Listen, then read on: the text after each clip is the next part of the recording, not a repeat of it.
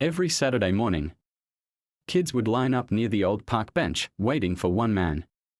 He was known simply as the Kite Guy. Grey beard, faded baseball cap, and a laugh that echoed like spring wind. He didn't just sell kites. He gave dreams wings. But one Sunday, the bench was empty. The sky was silent.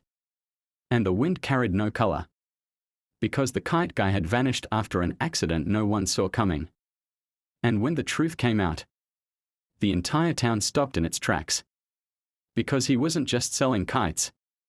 He was trying to fix something no one knew was broken. Something that would make even the coldest heart shiver. The full story. On the edge of the quiet town of Brooksville, where houses leaned into each other like old friends and trees whispered secrets with the breeze, there stood a man who sold kites. His name was Norman Reese, but the kids never knew that. To them, he was the Kite Guy. Norman's kite stall was nothing more than a crooked wooden table, covered in paint stains and cloth scraps. But what stood out were the kites, bright reds, bold blues, swirling yellows. Each one handcrafted, with tails that danced in the wind like magic. Every Saturday, Norman wheeled his cart to the park by 8 a.m. sharp. By 9 o'clock, the air above Brooksville was a festival of flying colors. Children laughed. Parents smiled.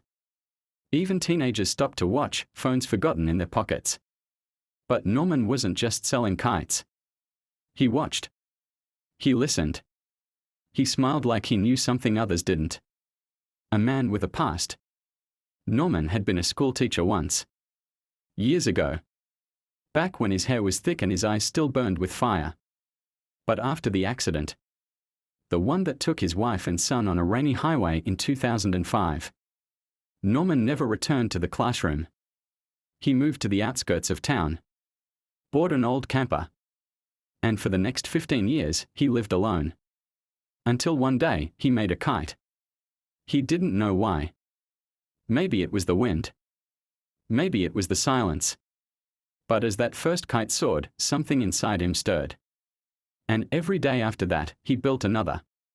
Culling the sky, quietly.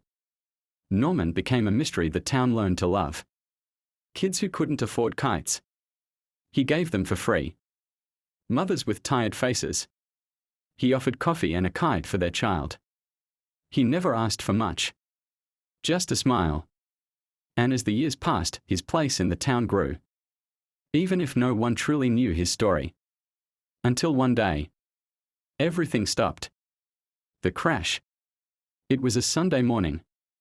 A local boy named Eli rushed to the park with his allowance, eager to buy the green dragon kite Norman promised to save. But the bench was empty.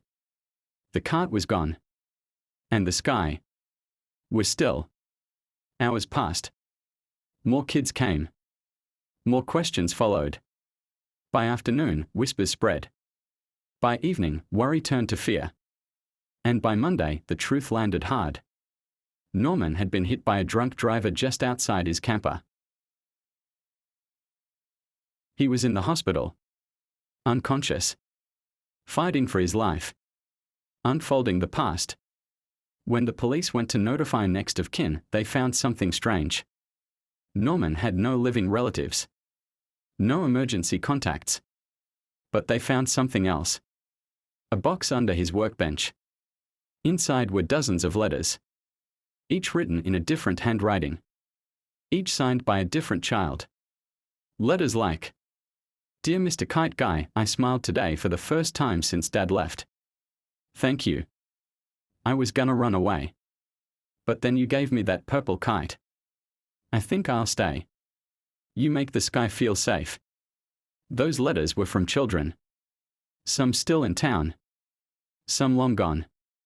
But all had been touched by one man with paper and string. Mr. Danner's revelation.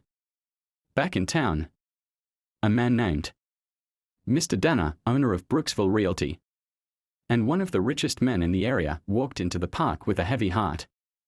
His son, Tyler, once battled depression. He'd stopped speaking for nearly a year after his mother passed. No therapy helped. But one day, Tyler came home with a bright red kite. He didn't say much, just smiled. That was the first time he spoke again. And Dana knew then Norman saved his son's life. So, when he heard of Norman's accident, Dana made a call. The whole town rises. By Wednesday, Brooksville had changed. The kite table was back, manned by volunteers. Kids stood behind it, offering free kites in Norman's name. A banner read, "Fly for Norman. Heal the sky." Mr. Dana paid Norman's hospital bills in full. The mayor held a town meeting in the park. People who had never spoken about their pain came forward. They all had one common thread: the kite guy. The comeback. 2 weeks later, Norman opened his eyes. A nurse whispered, "You've got mail." She wasn't kidding. His hospital room was filled wall to wall with cards, flowers, kites, and one giant hand-painted banner from the kids of Brooksville Elementary. "Mr. Kite Guy, we miss you. Come back and fly with us." Tears ran down Norman's cheeks, the first in a long, long time. A new purpose. It took months, but Norman healed.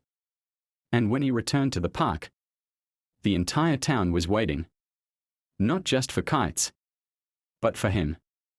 Mr. Dana offered him a job, head of a new program, Wings of Hope, where Norman would teach kids to build and fly kites and talk.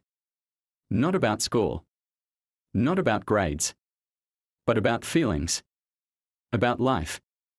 Norman accepted. He still wheeled his cart to the park. Still made kites. But now, he made something else too. Belief. Epilogue.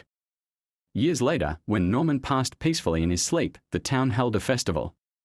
Not a funeral. A festival of wind and sky. Hundreds of kites flew. Children laughed. Adults wept. And in the middle of the park, a statue stood. It was of a man with a beard, a baseball cap, and a kite string in hand. The plaque read, "He didn't just sell kites. He lifted hearts."